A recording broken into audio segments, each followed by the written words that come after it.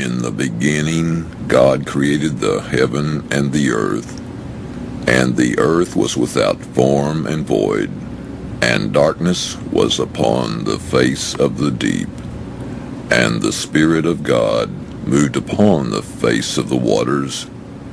And God said, "Let there be light," and there was light.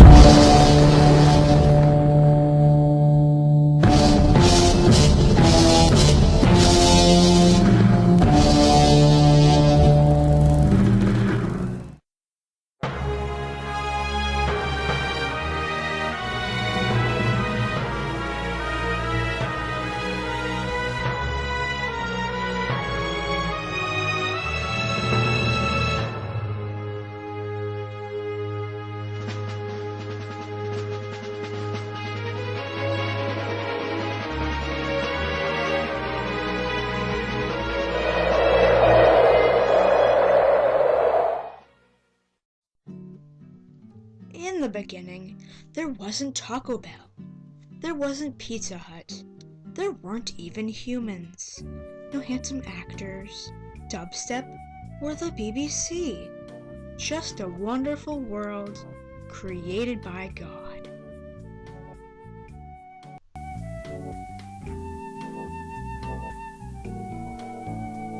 God had created a world with plants and animals and water and the sky and science and fungus. This had taken him 6 days to do so. He had worked hard on his masterpiece that was called the Earth. It was much like that of a Bob Ross painting. Then God took the 7th day as a vacation. This was much like the Sabbath day, a day where no one worked and everyone had the day off to just chillax. However, there were no humans on this planet. No driving force to make this planet worth something. So God devised a plan to make a species so powerful, so complex, and so attractive. Thus, he created man. Man was an excellent creature. However, man was alone. This man, by the name of Adam, had no one to repopulate the earth with, no one to chat with, no one to play ping pong with. So God came up with another devious plan. So the Lord God cast a deep sleep on the man, and while he was sleeping, he took out one of his ribs and closed up its place with flesh. The Lord God then built the rib that he had taken from the man into a woman. When he brought her to the man said, "This one at last is bone of my bones and flesh of my flesh. This one shall be called woman, for out of man this one has been taken." Genesis 2:21-23. Thus, woman was born. This woman was known as Eve. Adam and Eve were meant to be with each other. They were perpetually together. They were happy. I can't see me loving nobody but you for all my life.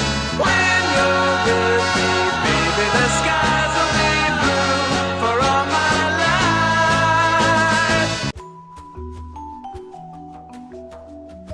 God had given Adam and Eve free will.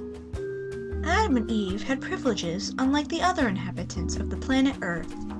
Adam and Eve could choose to do whatever they wanted because they had free will just as God did and just as God gave them.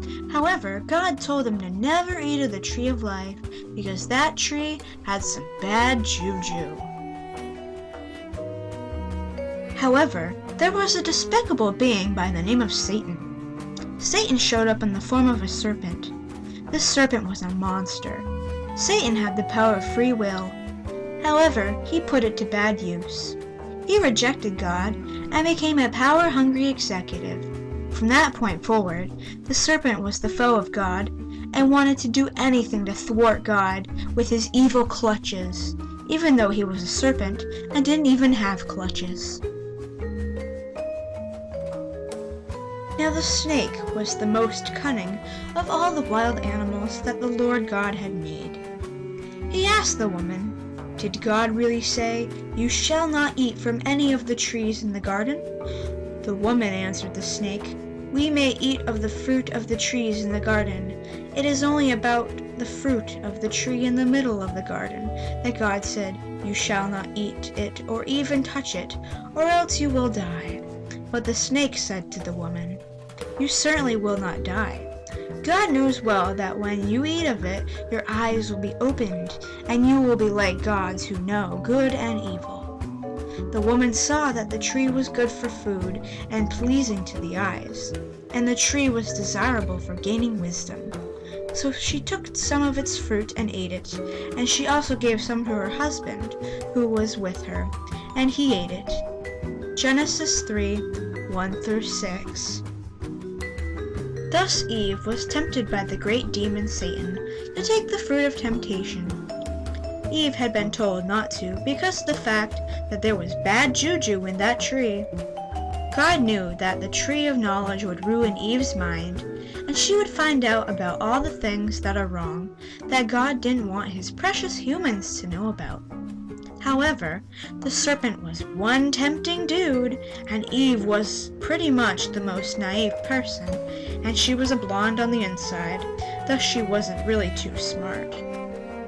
So Eve gave in to temptation. She went and ate the fruit. Suddenly, she was filled with the bad juju, and she gave the fruit to Adam, and he was filled with the bad juju.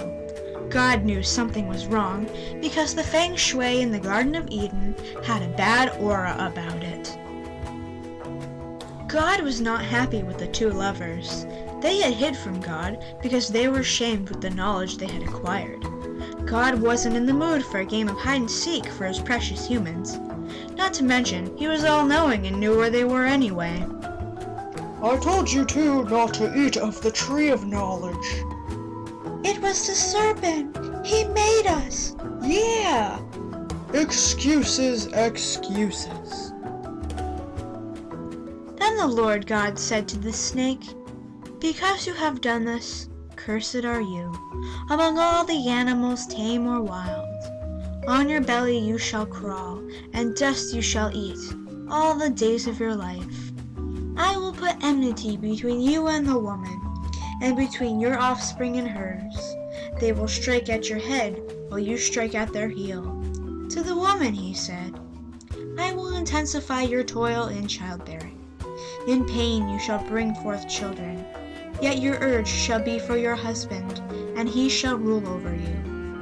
To the man he said, "Because you listened to your wife, and ate from the tree about which I commanded you, you shall not eat from it. Cursed is the ground because of you. In toil you shall eat its yield, all the days of your life. Thorns and thistles it shall bear for you, and you shall eat the grass of the field. By the sweat of your brow you shall eat bread, until you return to the ground from which you were taken. For you are dust, and to dust you shall return." Genesis 3:14-19. And thus was the creation of the planet Earth and all of its wonderful inhabitants. It was the fault of a naive woman and her naive husband that led to our eternal damnation. It was Adam and Eve's fault that we are all born with original sin and have the ability to do wrong. It was all because of them. It will be forever their fault as to why we have original sin. Today, one must be baptized to remove original sin. Thanks a lot, Adam and Eve.